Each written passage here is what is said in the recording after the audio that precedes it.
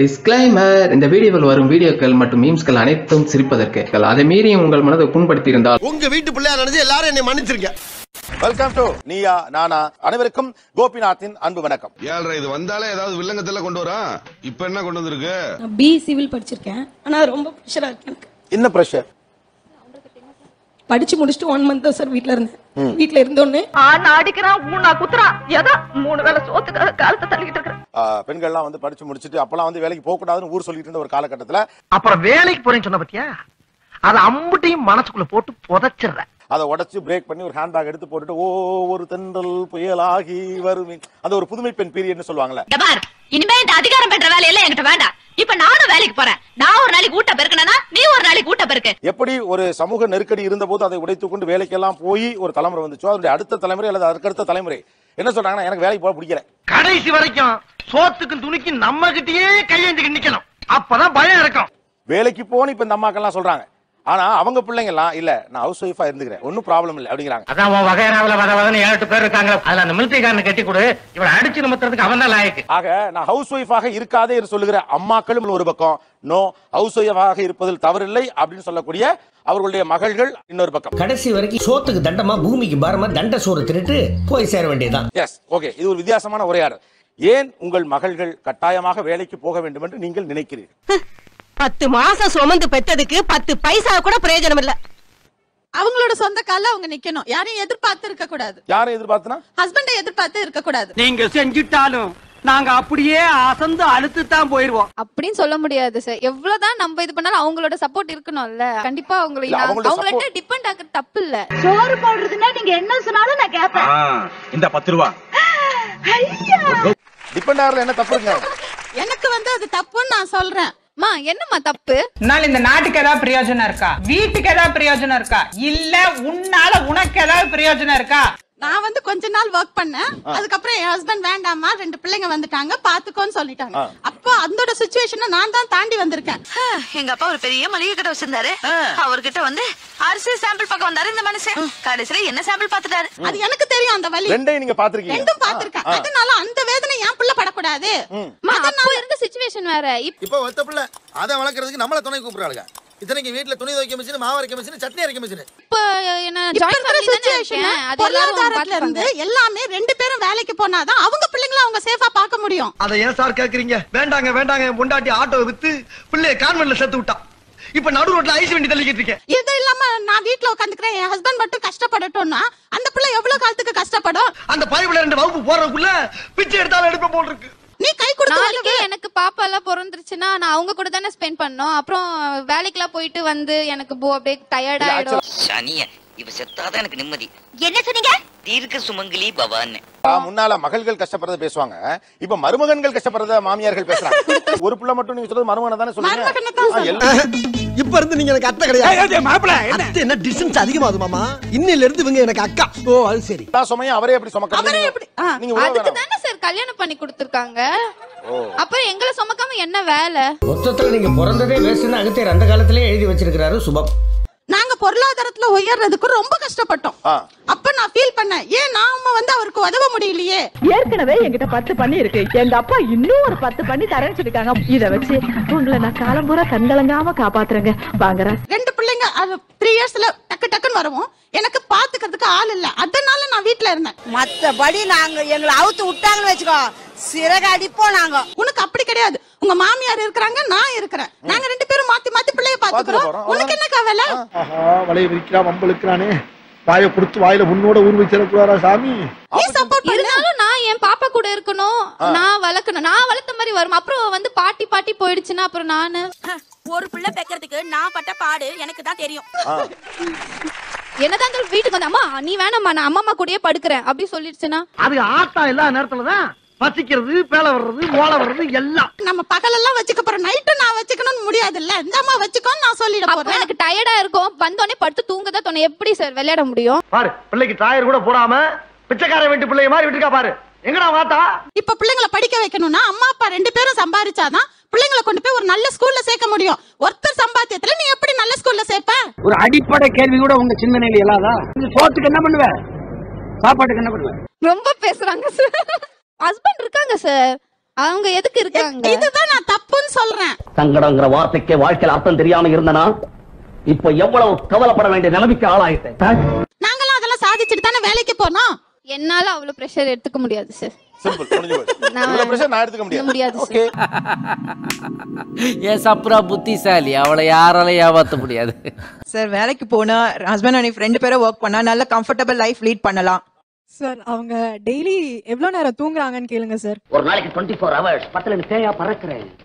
1 minute 1 lakh எனக்கு. Literally 4 hours தான் தூங்குறாங்க. அவங்கள பார்த்து பார்த்து அவங்க இவ்ளோ கஷ்டப்படுறாங்களே, அந்த கஷ்டத்தை நானும் படணுமா, அதுதான் எனக்கு. நீ படிச்ச பொண்ணு வசதியா வாழ்ந்துட்ட பேசுற, நாங்க அப்படி இல்ல. எனக்கு மேரேஜ் ஆகி 1 year ஆகுது சார். இப்போ நான் என்னைக்காச்சும் எங்க ஏரியா பக்கம் போனேன்னா வீட்டுக்கு போகணும்னு தோணாது. போனா மம்மி இருக்க மாட்டாங்க. நல்ல நாள் அதுமா கறி எடுப்போம், அப்படியே திண்ணையில உட்காந்து வாட வச்சு உள்ள வந்தலான்னு பாக்குறியா? அதான் நடக்காது. அப்ப இப்போ கல்யாணம் ஆகி 1 வருஷம் ஆச்சுங்கிறீங்க. இப்ப கூட ஒரு செல்ல மகளுக்கான டோன் உங்க பேச்சுல தெரியுது. ஏன்னா கேட்டதெல்லாம் கிடைச்சிருக்கு அல்லது கேட்காட்டியும் கிடைச்சிருக்கு. இவ பொறக்கணுங்கிறதுக்காக போகாத கோயில் இல்ல, அப்படி எல்லாம் போய் இந்த ஒத்தைய பெத்த அதுவும் நத்தையா வந்து பிறந்து தொலைஞ்சிருக்கு. நீங்களும் உங்க குழந்தைய நல்லா பேம்பர்டா சந்தோஷமா வளர்க்கணும் தானே ஆசைப்படுறீங்க. அப்ப நீங்க 2 பேரும் சம்பாதிச்சா தானே நடக்குங்கிறாங்க அவங்க. எவ்வளவு பெரிய கேவலம் வந்தாலும் சரி கடைசி வரைக்கும் வேலை வெட்டிக்கு போகாமே நாம வாழ்ந்து காட்டணும். இதுதான் நம்ம லட்சியம். ஓகே, எல்லாரும் சத்தியம் பண்ணுங்க. பட் அந்த மிஸ் பண்ண டேஸ் எப்படி சார் திரும்ப எடுக்கிறது? மணி வந்து அப்புறம் எப்ப வேணா earn பண்ணிக்கலாம். அப்படியா? ஆமா சார், கண்டிப்பா. மணி கம் டுடே கோட் டுமாரோயா. இவ்வளவு பெரிய கோடீஸ்வரர் வீட்ல பிறந்து இதுக்கெல்லாம் போய் அழுகலாமா? இந்த பேம்பர்ட் கிட்டுங்களா இப்படி தான் பேசும். மணி எப்ப வேணாலும் earn பண்ணிக்கலாம். லைஃப்ல அது எப்ப வேணாலும் நாளை காலையில நான் போன உடனே 4,80,44,34 ரூபாய் கொடுப்பாங்க. அப்படியே அப்பாயின்மெண்ட் ஆர்டர் கையில கொடுத்து 4 மாசம் சம்பளத்தை அட்வான்ஸா கொடுத்து நீங்க எப்ப வேணா வரலாம், எப்ப வேணா போலாம்னா நல்லா இருக்கும். அப்படிங்கறதெல்லாம் நீங்களாவே நம்புறதுதான். சார் ஹஸ்பண்ட் earn பண்றாரு, இவ்ளோ சாக்ரிஃபைஸ் பண்ணி போக வேண்டாம் தான் சார் சொல்றோம். அதெல்லாம் நீ சொல்லக்கூடாது. ஏன் சொல்ற நீ? அதெல்லாம் நீ சொல்லக்கூடாது. நீங்க காலையில 7 மணிக்கு கிளம்புவாங்க, நைட் 8:30க்கு தான் வருவாங்கன்னும் போது அவ்ளோ டைம் எடுத்து தான் earn பண்ணணும்ன்ற அவசியம் இல்ல. உங்க புருஷன் என்ன வேலை செய்யறாரு? அத ஏன் கேக்குறீங்க? அவர் துபாயில எண்ணெய் கிணத்துல வேலை பார்த்துட்டு இருந்தாருங்க. ஒரு நாள் எட்டி பார்க்கும்போது குப்புற விழுந்து செத்து போயிட்டாங்க. இந்த ஏஜ்ல ஜாப்க்கு போனா இன்னும் நல்லா ஹை போஸ்டுக்கு வரலாம் இல்லையா? அவங்க இன்னும் ஃபியூச்சர்ல போக போக ஜாப்க்கு போங்க, வீட்டுக்கு நான் வரும்போது நீங்க இருக்கீங்கன்னா ஐம் வெரி ஹாப்பி. அது எனக்கு போதும். நான் தான் அன்னைக்கே உன்னை இங்க வரக்கூடாதுன்னு சொன்னல, எதுக்கு வந்தேன்? ஆக்சுவலா அவங்க என்னன்னா அவங்க ஜாபுக்கு போறது மட்டும் பிரச்சனை இல்ல, நீங்க ஜாபுக்கு போறது உங்களுக்கு இன்னும் பிரச்சனையா இருக்கு சார். இப்போ நான் சொல்றேன் வேண்டாம். அம்மா வீடு இருக்கு, அம்மா இல்ல. சின்ன குழந்தை அம்மா அம்மான்னு அழுகுதான். என்ன அம்மா அம்மா எனக்கு நல்லா வருதும் வேண்டாம். அப்ப இவங்க என்ன அவங்க கற்பனை பண்றாங்கன்னா நாளைக்கு என் பிள்ளைக்கு இதான் நிலைமை வரும், அதை விட நான் வேலைக்கு போகாம இருக்கிறது பெட்டருங்கிறாங்க. நீங்க தான் உங்களுக்கு புரிய வைக்கணும், அல்லது அவங்களுக்கு என்ன பதில் சொல்றீங்க? நடு ரோட்ல போய் நின்னு லாரி வரும், மேலே ஏத்துனா போ. ஓகே பாஸ், நம்ம இங்கிட்ட போவோம், இங்கிட்டே போறோம். இல்ல we will take care of the children. அந்த டைம்ல வரும்போது அந்த நாங்க பாத்துக்கலாம். நாங்க அப்ப வேலைய விட்டுட்டு விருப்பம் இல்ல, நாங்க பாத்துக்கிறோம். இல்ல நேரடியா பேசிட்டானே. ஏ ஷாலா, என்ன பேசிக்கிட்டு இருக்க நேரமா அது? தூக்கி போட்டு பந்தாற நேரம்யா. ஈதர் அவங்க இந்த 3 பேர் இது வரைக்கும் பார்த்த வரைக்கும் பிள்ளைங்க நாங்க பாத்துக்கிறோம்ங்கறாங்க. உங்களுக்கு அதுல ஒப்புதல் உண்டா? நான் எதுக்கு யோசிச்சு சொல்றேன். நல்லா யோசிங்க செட்டியார் சார், இந்த மாதிரி வாய்ப்பு எல்லாருக்கும் அமைஞ்சிடாது. இப்ப நான் என் மம்மியை பார்த்து கேக்குற மாதிரி நாளைக்கு என் பசங்களும் என்ன பார்த்து கேட்க கூடாதுல்ல. நீங்க என்ன உங்க மம்மி பார்த்து கேக்குறீங்க? எப்பவுமே நீங்க வீட்ல இருக்க மாட்டீங்க. இப்ப நீங்க கேட்டவனே உங்க அம்மா என்ன சொன்னாங்க? நீ எல்லாம் பிறந்ததே ஒரு சாபக்கேடு, முடிஞ்சா இன்னைக்கே போய் செத்துரு. ஏன்டா நீங்க எல்லாம் இங்க வந்து ஏன் இடம் எடுக்கிறீங்க? என்ன மம்மி சொன்னீங்க? அத சொன்னாங்கல்ல, ஓ நல்லதுக்காக தான் நான் வேலைக்கு போனேன், நீ நல்லா இருக்கல அப்பன்னு சொன்னாங்கல்ல. நாளைக்கு அதே உங்க பிள்ளைகிட்ட நீங்களும் சொல்லுங்க, அவ்வளவுதானே. வந்து இப்ப நான் என்ன உங்கள்ட்ட சொல்றது? தேவையில்லாத ஐடியாலாம் கொடுத்துட்டு நம்மள இறக்கி விட்டு படிக்க பாக்குறானே. வெரி சிம்பிள்மா, ஒன் லைன்ல உங்களால ஆன்சர் பண்ண முடியுது. உன்னுடைய நல்லதுக்காக நாங்க கஷ்டப்பட்டு உழைச்சு மேல வந்து உன்னை இங்க கொண்டாந்து உட்கார வச்சிருக்கோம்ப்பா. அவளை சொல்லி குத்தம் இல்லடி, அமாவாசை அன்னைக்கு பெற்றிருக்கியே ஒன்ன சொல்லணும். அப்ப உங்களால சமாதானம் சொல்ல முடிஞ்சிருச்சுல. அதே பதில் நீங்க சொல்லுங்க. 6 மணிக்கு வீட்டுக்கு வர வேலையா பார்த்து போங்கன்னு தான் சொல்றேன். பட் நான் பேசுறது உனக்கு புரியுதாயா? புரியுதாயா? உனக்கு புரியுதாயா? ஏங்க அம்மா அவங்க உங்களை வேலையை போய் சொன்னா நீங்க அவங்க வேலையை விட்டு நிறுத்துறதுல இருக்கீங்க. ஒரு பொண்ணோட மனசு இன்னொரு பொண்ணுக்கு தான் தெரியும் சொல்லுவாங்க. நீங்க வேலையை போறத பத்தி ஐடியாவே இல்லைன்னு நினைக்கிறேன். ஏட்ட சொல்லு முதலியா இழிக்கிற. ஏன் வேலைக்கு போன கட்டாயமாக? ஏன்னா இந்த ஆம்பளைங்க வேலைக்கு போயிட்டு வந்து நம்மள டார்ச்சர் பண்ணுவாங்க பாருங்க. ஆனாப்பா உலகத்திலே இல்லாத அதிசயம் எல்லாம் ஆம்பளைங்க பண்ற வேலை இருக்கு. ஏய் ராஜ்குமாரி மெட்ராஸ் என்ன பண்ணுவ? நாங்க வீட்டுல சும்மா இருந்ததுனால வீட்டுல சும்மா தானே இருக்க, இந்த பனியன் துவைக்கலையா, லுங்கி துவைச்சு போடலையா, பேண்ட் துவைச்சு போடலையா, அப்போ ஒரு வேலைக்காரியாவே நாங்க வாழ்ந்துட்டோம் இவ்வளவு காலமாவே. வேலைக்காரி மாதிரி நடத்தினா கூட பரவாயில்லையே, ஆனா என் வீட்டுக்காரர் என்ன கொத்தடிவா மாதிரி எல்லாம் நடத்திட்டு இருக்கான். நீ எது எங்களோட போட்டோம். அடுத்து வர என் பொண்ணுங்களாவது பேத்திங்க அவங்களாம் வந்து வேலைக்கு போகணும், கண்டிப்பா போய் ஆகணும். இதுவே என் கட்டளை, என் கட்டளையே சாசனம். சரி, அவங்க சொல்றாங்கல்ல இந்த துணி துவைக்கிறது இது ஹஸ்பண்ட் வந்து தொல்லை பண்றாங்கன்னு சொல்றாங்கல்ல, அதெல்லாம் வந்து நான் ஒரு நல்ல விஷயமா தான் எடுத்துக்கிறேன். எப்படி எப்படி எப்படி எப்படி எப்படி எதுக்கு இத்தனை எப்படி இல்ல எப்படிப்பா? வேலைக்கு போய் நான் ஸ்ட்ரெஸ் எடுத்துக்கிறதுக்கு வீட்ல இருக்க இந்த வேலையை செஞ்சா என்னோட உடம்பும் ஆரோக்கியமா இருக்கும், நானும் சந்தோஷமா இருப்பேன். அதானே பார்த்தேன். நீயாவது வேலைக்கு போய் சம்பாதிக்கிறதாவது எனக்கு பக்குன்னு. நம்ம 1000 வேலை செஞ்சிருந்தாலும் சும்மா இருக்க இதான் சாயங்காலம் வந்ததுல இருந்து பேச்சு அதான் வரும். என்ன வளர்த்த? கை வண்டி இருத்தியா, வண்டி தள்ளியா, ரிச்சா ஓட்டினியா, மூட்டை தூக்குனியா, என்னடி வளர்த்த? சும்மா தானே இருந்த காலையில இருந்து. அப்ப சோறு எப்படி வந்துச்சு, வீடு எப்படி கிளீன் பண்றது, எப்படி துணி துவைச்சு போடுறது, இதெல்லாம் யார் செய்யறது? நம்ம தானே செய்யறோம். அப்படியே புருஷனையும் சந்தோஷப்படுத்துறோம். அதுதான் தமிழ் பண்பாடு கலாச்சாரம். ஏன்னா என் பொண்ணு வேலைக்கு போனா இந்த வேலையில அவ வந்து சொல்லுவா, நான் வேலைக்கு போயிட்டு வந்திருக்காங்க, இந்த நீங்க சட்னி அரைங்க, நான் தோசை ஊத்திக்கிறாங்க. கேவலம் ஒரு 30 ரூபா காசை சம்பாரிச்சு கொண்டாந்து கையில கொடுத்துட்டு என்னைய சமைக்க சொல்லுவ, கூட்ட சொல்லுவ, துணி துவைக்க சொல்லுவ. பெரும்பாலும் நீங்க வீட்டுல இருக்கிறப்ப நீ காலையில வீட்டுல தானே இருந்தேன்னு ஒரு பேச்சு வரும்ல. சும்மா இருக்கேன்றாங்க பாருங்க, அது தாங்க முடியலங்க. சும்மா இருங்க. பெரிய மனுஷங்க பேசுற குத்திடுவேன். நீங்க பாத்துங்க பரிசு என்ன மறப்பு. ஒரு கட்டத்துக்கு மேல ஆணுக்கு எரிச்சல் வர்றப்ப நம்ம ஒண்ணு சொல்லுவாரு, நீங்க வீட்டு வேலை பார்த்து கொஞ்சம் டயர்டா கூட ஒரு நாள் சிச்சுவேஷன் இருக்கும், சும்மா இருந்த இதை கூட செய்ய மாட்டியான்னு சொல்லுவாரு. திங்கும் போது ஒரு எலும்பையும் மிச்சம் வைக்காம இலையும் சேர்த்து நக்குன்னு நக்குறீங்களடா. அப்ப அந்த பேச்சு உங்களுக்கு வரும்ல, அதை நீங்க ஹேண்டில் பண்ண முடியாது, அதுக்கு மேல வேலைக்கு போயிடுங்கிறாங்க. இப்ப சொல்லு, சோறா சுரணையா? சோறுதான். நான் வந்து கல்யாணத்துக்கு முன்னாடி வேலைக்கு போயிட்டு தான் இருந்தேன். மேரேஜ் ஆன பிறகு ஸ்டார்டிங்ல ரொம்ப கஷ்டமா இருந்தது வீட்ல இருக்கும் போது. இந்த பன்னீரோட போராடுறதுக்கு எனக்கு நேரம் சரியா இருக்கு. அதனால பிளைனாவே இருந்துட்டேன். இந்த பாரு, இந்த பழசி எல்லாம் கிண்டி கேட்டா எனக்கு பிடிக்காது. அதுக்கப்புறம் ஒரு கிட்ஸ்ன்னு வந்ததுக்கு அப்புறம் எனக்கு வந்து லைஃபே மாறி போயிடுச்சு. அவங்கள ஸ்கூலுக்கு அனுப்புறது, கூட்டிட்டு வர்றது, இதுவே வந்து ஹாப்பியா இருக்கு. இன்னைக்கும் முருங்கைக்காய் குழம்பா? வேற குழம்பு வைங்கடி, உடம்பு தாங்காது. ஏன் பெண் வேலைக்கு போக வேண்டும்? சார், இப்போ பேசிக்கலி இவங்க உட்கார்ந்து பேசிட்டு இருக்கவங்க பாக்கும்போது சம்பாதிக்கிற ஒரு அடிமை புருஷன் கிடைச்சிருக்காங்க எல்லாருக்குமே. இது உனக்கு தெரிஞ்சு போச்சா? அடே, சோ நமக்கு ஒரு அடிமை வாய்க்கும் போது நம்ம ஏன் வேலைக்கு போகணும் அப்படிங்கிற மாதிரி ஒரு இன்டென்ஷன் இவங்களுக்குள்ள கிரியேட் பண்ணிக்கிட்டாங்க. நாங்க தான் ஊருக்குள்ள வந்த உடனே உன்னை விசாரிச்சு பார்த்தோமே, நீ ஒண்ணு இல்லையாமே, சும்மா அள்ள கட்டி அலைஞ்சிருக்காமாப்ல. ஹஸ்பண்டே என்ன சொல்றாங்க, நான் சம்பாதிக்கிறேன் போதும், இதுல நம்ம சாக்ரிஃபைஸா நல்ல சந்தோஷமா வாழலாம். அவங்க சம்பாதிக்கிறாங்க, அதுல போதும், நாங்க எக்ஸ்ட்ரா சம்பாதிக்க விரும்பல. தப்பி தவறி வெளியே போய் 10-5 சம்பாதிக்க ஆரம்பிச்சுட்டாளுங்க, நம்ம மேல இருக்க மரியாதையே போயிடும். சரி, அது மட்டும் சம்பாதியம் மட்டுமே லைஃப் இல்ல இல்லீங்களா? நம்மளோட செல்ஃப் கான்பிடென்ட்ட நம்ம வெளியே போனா தான் வளர்த்துக்க முடியும். அதுக்கு தாண்டா சொல்றேன், ஆம்பளைங்களுக்கு வேலை இருக்கோ வேலை இல்லையோ காலையிலேயே தான் வீட்டை விட்டு கிளம்பிடணும். வெளியே போனா தான் வளர்த்துக்க முடியும். போனாதான் வருங்கிறது இல்ல. நானும் 4 டிகிரி முடிச்சிருக்கிறேன். இப்ப நான் இந்த ப்ரோக்ராம்க்கு தனியா தான் நிக்கிறேன். அப்புறம் எனக்கு எப்படி இந்த தைரியம் வந்துச்சு? பெத்த பொண்ணுங்கிற பாசம் கொஞ்ச நேரம் தான், ரொம்ப பேசுன கள்ள கட்டி கிணத்துல தள்ளிடுவேன். சார் பேசலாம் சார், இவங்க இந்த மாதிரி ஒரு கிணத்து தவளை வந்து உண்மையை சொல்லணும். இருக்கிறது கிணத்து தவளை இல்ல, அப்படி கிடையாது. இந்த துணிச்சல் எத்தனை நாளைக்கு சார்? அது தெரியல. நாங்க அதுலயே வாழ்ந்துட்டு போறோம். இந்த வேலைக்கு போறீங்கல்ல, இதுல ஒரு செல்ஃப் கான்ஃபிடன்ஸ் சம்பாதிச்சிருக்கீங்கல்ல, அது எத்தனை நாளைக்கு? மகாநதியில சுகன்யாவோட அப்பா பேர் என்னது? எதுக்குடா சம்பந்தமே இல்லாம கேள்வி கேட்டுட்டு இருக்க? இப்ப புரியுதா? சம்பந்தமே இல்லாத கேள்வி நீயும் கேக்குற. எனக்கு கல்யாணம் பண்ணும்போது 20 வயசு. நான் அப்ப ஒரே 1 டிகிரி படிச்சிருந்தேன். அதுக்கப்புறமா எனக்கு 3 பிள்ளைங்க. 4 வருஷத்துக்குள்ள 4 புள்ள பத்து கொடுத்தவன் நானா நீயா? எங்க மாமன் இருந்த வேகத்துக்கு 8 புள்ள 10 புடி வெட்டி கஞ்சி சத்த சிரிக்கி. சோ அந்த பிள்ளைங்களை வச்சுட்டு நான் நைட் டைம்ல உட்கார்ந்துட்டு இது வரைக்கும் நான் எங்களோட வெள்ளூர் டிஸ்ட்ரிக்ட்ல நான் தான் ஃபர்ஸ்ட் PhD முடிச்சிருக்கேன். நான் இன்னும் கேக்குறேன், கம்பராமாயணத்தை எழுதுனது சேக்கிழார்னு சொல்ற அளவுக்கு ஜெனரல் நாலேஜ் வச்சுக்கிட்டு இதெல்லாம் நமக்கு தேவையா? இப்ப என் குடும்பத்துல என்ன மாமியார் வீட்டுல எல்லாருமே என்ன சொல்றாங்க, என்ன சொல்ல சொன்னா என்ன சொல்லிட்டு இருக்க? இப்ப நல்ல மருமகன் பாராட்டுறாங்க. சின்ன மாமனார் மாமியார்ல இருந்து எல்லாருமே என்ன ஒரு நல்ல மருமகளா பாராட்டுறாங்க. அப்ப அதுவும் ஒரு அச்சீவ்மெண்ட் தானே. இந்த மாதிரி ஒரு மருமக கிடைக்கிறதுக்கு உங்கள மாதிரி எல்லா அம்மாங்க மாதிரி சோம்பேறித்தனமா வீட்டுல படுத்துட்டு தூங்கிட்டு என்ன சொல்றாங்க இல்லங்க. எத்தனை சிக்கல் எத்தனை டென்ஷன் உட்கார்ந்து இருக்கிறவனுக்கு தாயா தெரியும். எதையும் எடுத்தோமா கவுத்தோமான்னு முடிவெடுக்க முடியாது. உங்க அம்மா அப்படி கிடையாது. உங்க அம்மா தான் உங்களுக்கு ரோல் மாடல். நீ கஷ்டப்பட்டு வீட்டுக்குள்ள உட்கார்ந்திருக்க, நீங்க சொல்றீங்க நான் என்ஜாய் பண்ணி வீட்டை பாத்துக்கணும், அவங்க சொல்றாங்க எனக்கு வேண்டியதில்ல 8 மணி நேரம் தூக்கம், பூ போல 4 இட்லி புதினா சட்னி, அது போதும் சார் எனக்கு. சந்தோஷமா இருங்க வேண்டான்னு சொல்லல சார். நம்ம லைஃப் இப்படியே போகும் நம்ம எதிர்பார்க்க முடியாது இல்லையா? PhD வாங்கினவங்க இவ்வளவு அவநம்பிக்கையோட பேசுறத நான் இப்பதான் முத பாக்குறேன். இதை விட நல்லா பேசுவேன், பட் இப்ப எனக்கு டைம் இல்ல, நம்ம அப்புறம் மீட் பண்ணுவோம். எங்கடா ஓட பாக்குற? இருங்க, எங்க வீட்டுக்கார அடிமையா வச்சிருக்கோம் நீங்க நினைக்கிறீங்க. எங்க வீட்டுக்கார சம்பாத்தியத்துல நாங்க ஹாப்பியா தான் இருக்கோம். ரொம்ப நல்லா இருக்குதுங்க. எங்க ஆத்தா வீட்ல கூட எனக்கு இப்படி வாங்கி கொடுத்ததே இல்லங்க.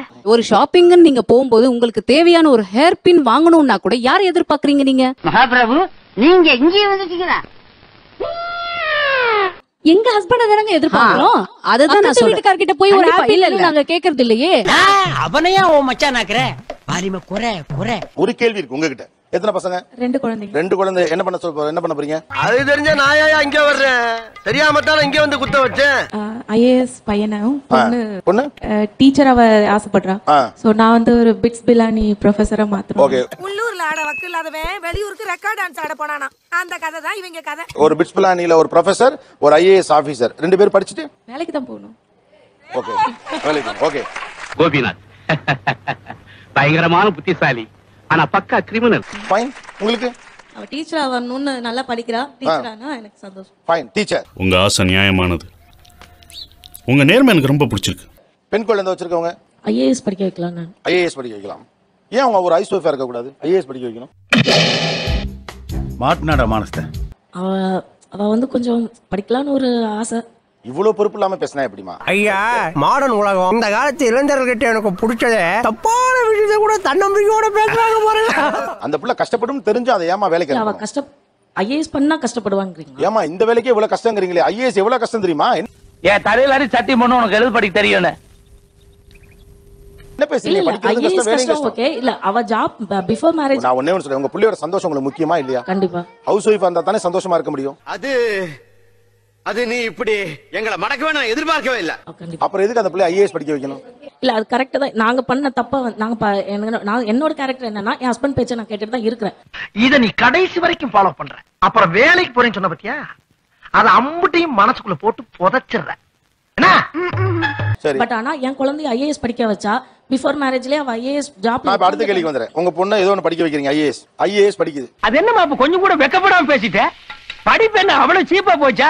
நாளைக்கு ஐஏஎஸ் படிச்சிருது. அவங்க ஹஸ்பண்ட் சொல்றாரு நானே நல்லா சம்பாதிக்கிறேன், நீ வீட்டுல இருன்னு அவர் சொன்னா ஹஸ்பண்ட் பேச்சு அது கேட்கணுமா கேட்க கூடாது? பொம்பளைங்கன்னா புள்ளைய பெத்தமா, அதுக்கு பால் கொடுத்தமா, புடவையை துவைச்சமா, சமைச்சமா இருக்கணும். நான் கேட்டுட்டு இருக்கிறேன். பட் ஆனா அவ அந்த மாதிரி இல்லாம கொஞ்சம் அவங்களை காம்ப்ரமைஸ் பண்ணி நான் உங்களுக்கு மாசம் தனியா 1000 ரூபாய் கொடுத்துறேன். அத நீங்க தண்ணிக்கு வாங்கி சந்தோஷமா இருங்க. அப்ப என்ன பேசி அது தன்னுடைய ஹஸ்பண்ட் கிட்ட ஒரு சமாதானமாவோ எப்படியோ தன்னுடைய உரிமையை பெறணும். ஏற்கனவே கொடுத்த உரிமைக்கு தான் ஆம்பளைங்க எல்லாம் மண்டை பிச்சிட்டு அலையறானுங்க. இதுக்கு மேல உங்களுக்கு என்ன உரிமை வேணும்?